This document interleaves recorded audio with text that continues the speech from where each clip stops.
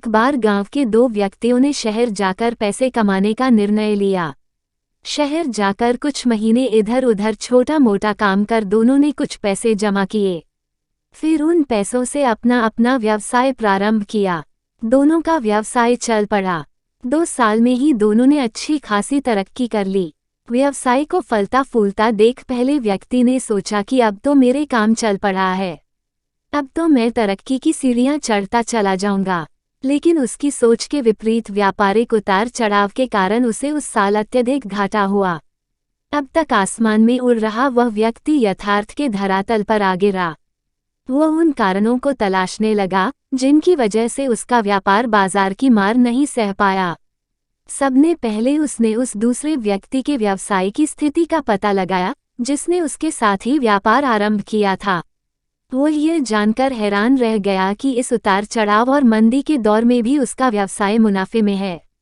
उसने तुरंत उसके पास जाकर इसका कारण जानने का निर्णय लिया। पढ़ी, भगवान मानव अवतार क्यों लेते हैं, अकबर बीरबल की कहानी। अगले ही दिन वह दूसरे व्यक्ति के पास पहुंचा। दूसरे व्यक्ति ने उसका खूब आदर सत्कार किया और उसके आने का कारण पूछा। तब पहला व्यक्ति बोला, दोस्त, इस वर्ष मेरा व्यवसाय बाजार की मार नहीं झेल पाया, बहुत घाटा झेलना पड़ा। तुम भी तो इसी व्यवसाय में हो, तुमने ऐसा क्या किया कि इस उतार चढ़ाव के दौर में भी तुमने मुनाफा कमाया। यह बात सुन दूसरा व्यक्ति बोला, भाई, मैं तो बस सीखता जा रहा हूँ, अपनी गलती से भी और साथ ही दूसरों की गलतियों से भी।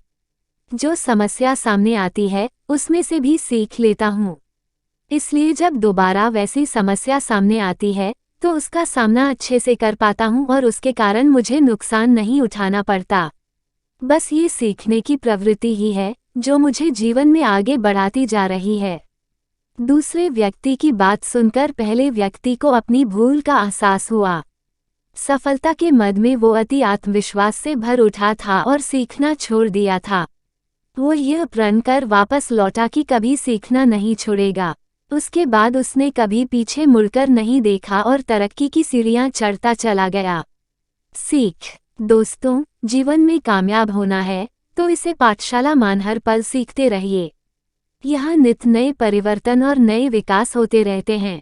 यदि हम स्वयं को सर्वज्ञता समझने की भूल करेंगे तो जीवन की दौड़ में पिछड़ जाएंगे, क्योंकि इस दौड़ में जीतता वही है जो लगातार दौड़ता रहता है। जिसे दौड़ना छोड़ दिया उसकी हार निश्चित है। इसलिए सीखने की ललक खुद में बनाए रखें, फिर कोई बदलाव, कोई उतार चढ़ाव आपको आगे बढ़ने से नहीं रोक सकता।